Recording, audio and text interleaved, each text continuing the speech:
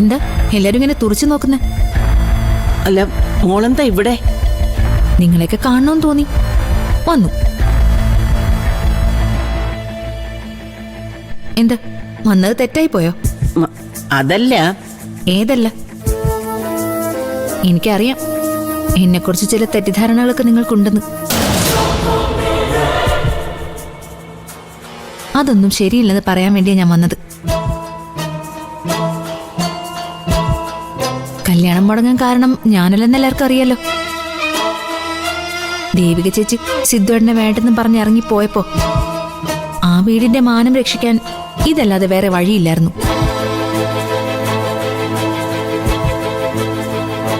ദേവിക ചേച്ചിയും സിദ്ധുവേട്ടനും തമ്മിൽ ഒന്നിക്കണമെന്ന് തന്നെയായിരുന്നു എനിക്ക്. നടന്നില്ല. അതിന് ഞാൻ തെറ്റുകാരിയൊന്നും അല്ലല്ലോ, ആണോ? അല്ല, മോള് തെറ്റുകാരിയല്ല. എന്നെ പണ്ടേ സിദ്ധുവേട്ടന് ഇഷ്ടമല്ല. എന്നിട്ട് ഞാൻ സിദ്ധുവേട്ടനെ കിട്ടി.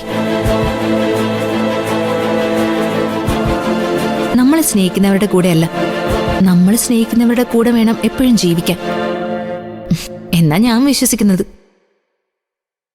അല്ലേ മുത്തശ്ശി? അങ്ങനെയല്ലേ വേണ്ടത്? അതെ, അതാ വേണ്ടത്.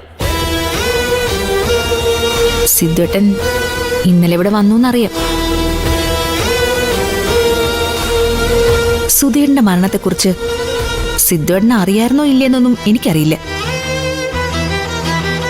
എന്നോട് ഒരിക്കൽ പോലും അതിനെപ്പറ്റിയൊന്നും പറഞ്ഞിട്ടുമില്ല. പക്ഷേ ആ മരണത്തിന് കാരണക്കാരായവര് ആര് തന്നെ ആയാലും അവര് ശിക്ഷിക്കപ്പെടണമെന്ന് എനിക്ക് ആഗ്രഹമുണ്ട്. ഞാൻ നിങ്ങളുടെ കൂടെ. നിങ്ങൾ എന്ത് നടപടി സ്വീകരിച്ചാലും ഞാനും അതിനൊപ്പം ഉണ്ടായിരിക്കും. അത് പറയാനാ, പറഞ്ഞുറപ്പിക്കാനാ സത്യത്തിൽ ഇപ്പം ഞാൻ വന്നത്. പ്രതിയാകാൻ പോകുന്നതേ സിദ്ധും കൂടെ ആയിരിക്കും. അപ്പോഴും ചന്ദ്രമോളയും നിലപാടെടുക്കൂ. എടുക്കും. സിദ്ധുവേട്ടൻ ഈ മരണത്തിൽ പങ്കുണ്ടെന്ന് തോന്നിയ നിയമം അനുശാസിക്കുന്ന ഏത് ശിക്ഷയും നിങ്ങൾക്ക് വാങ്ങിക്കൊടുക്കാം. ഞാനത് തടയില്ല. ഞാനൊരു വക്കീലാച്ച. നിയമത്തിന്റെ മുകളിലല്ല ആരും. അത് സ്വന്തം ഭർത്താവായിരുന്ന പോലും.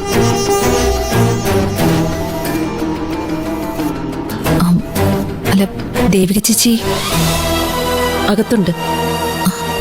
ഞാനൊന്ന് കണ്ടോട്ടെ പോയി. അതെ, അവള് ചിലപ്പോ ദേഷ്യപ്പെട്ടു എന്ന് വരും. അതൊന്നും സാരമില്ല. ദേവിക ചേച്ചി എന്ത് പറഞ്ഞാലും ഞാൻ തിരിച്ചൊന്നും പറയില്ല. മോളെ എന്ന് കാണും. ശരി.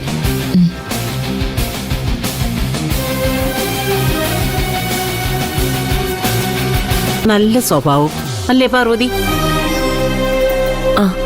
അതെ.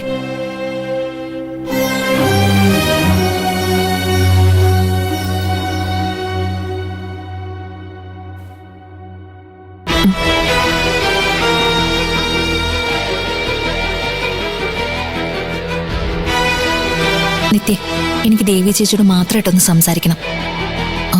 പേഴ്സണലാ. ഏട്ടത് സംസാരിക്ക.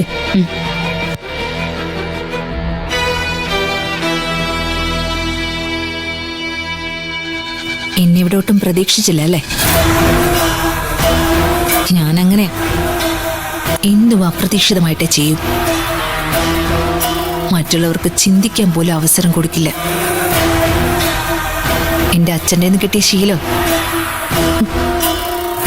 ആ അച്ഛനെ നീ നിന്റെ മനോഹരൻ അച്ഛനും കൂടി കൊന്നു കളഞ്ഞത്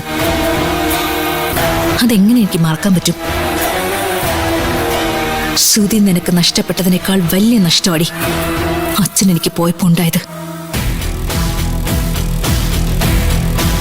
അതിന് ഞാൻ പ്രതികാരം ചെയ്തിരിക്കും. പ്രതികാരം ചെയ്തോ? പക്ഷെ അത് കൊന്നവരോട് പോയി ചെയ്യണം. അച്ഛനോ എനിക്കോ ആ മരണത്തിൽ ഒരു പങ്കുമില്ല. നീ അങ്ങനെയല്ലേ പറയൂ. കൊന്നവരാരെങ്കിലും ഞാനാ അത് ചെയ്തതെന്ന് സമ്മതിച്ച ചരിത്രം ഉണ്ടായിട്ടുണ്ടോ? മോളെ, അതിനുള്ള പണി വേറെ വരുന്നുണ്ട്. നിന്നെ നിന്റെ അച്ഛനെ കരയിപ്പിക്കും ഞാൻ. എന്റെ ഈ കാല് കണ്ടോ, അവിടെ വന്ന് വീഴും. നീ നിന്റെ തന്തെ. ഇത് പറയാനാണോ നീ ഇപ്പൊ ഇങ്ങോട്ട് വന്നത്? അയ്യോ അല്ല, വന്നപ്പോ കൂട്ടത്തിൽ ഇതും പറഞ്ഞേ ഉള്ളൂ. സത്യത്തിൽ ഞാൻ വന്നതേ സിദ്ധുവിനെ കുറിച്ച് പറയാനാ. അയാൾ ഇനി സമാധാനത്തോടെ ഒരു രാത്രി പോലും ഉറങ്ങില്ല. അയാളുടെയും അയാളുടെ വീട്ടുകാരുടെയും സ്വസ്ഥത എന്നെ കെട്ടിയതോടെ പോയി. എന്റെ യഥാർത്ഥ മുഖം അവര് കാണാനിരിക്കുന്നതേ ഉള്ളൂ. നിന്റെ അച്ഛനെ കൊന്നൂന്ന് നീ സംശയിക്കുന്ന ഞങ്ങളെയല്ലേ? സിദ്ധുവിന്റെ വീട്ടുകാരും എന്ത് തെറ്റ് ചെയ്തു? അവരെ നിനക്കൊന്ന് വെറുതെ വിട്ടൂടെ? ഇല്ലടി, അവരെ വെറുതെ വിടാൻ ഞാൻ ഉദ്ദേശിച്ചിട്ടില്ല. കുറെ കാലം എന്നെയിട്ട് വട്ടം ചുറ്റിച്ചതല്ലേ സിദ്ധു? നിശ്ചയം നടത്താന്ന് പറഞ്ഞ് പറ്റിച്ചില്ലേ സിദ്ധു? എന്നെ വേഷം കെട്ടിച്ചിട്ട് അവസാനം കാലുമാറി കളഞ്ഞില്ലേ? അന്നേ കുറിച്ചിട്ടതാടി ഇതിനൊക്കെ തിരിച്ചടി കൊടുക്കുന്നു. എന്റെ നിഘണ്ടുവില് കോംപ്രമൈസ് എന്ന വാക്കില്ല. ഒരു ഭാഗത്ത് സിദ്ധുവിന്റെ വീട്ടുകാരും, മറുഭാഗത്ത് നീയും നിന്റെ അച്ഛനും, നടുക്ക് ഞാൻ. അനുഭവിക്കൂ എല്ലാരും. വരട്ടെ, കാണാം ഇനി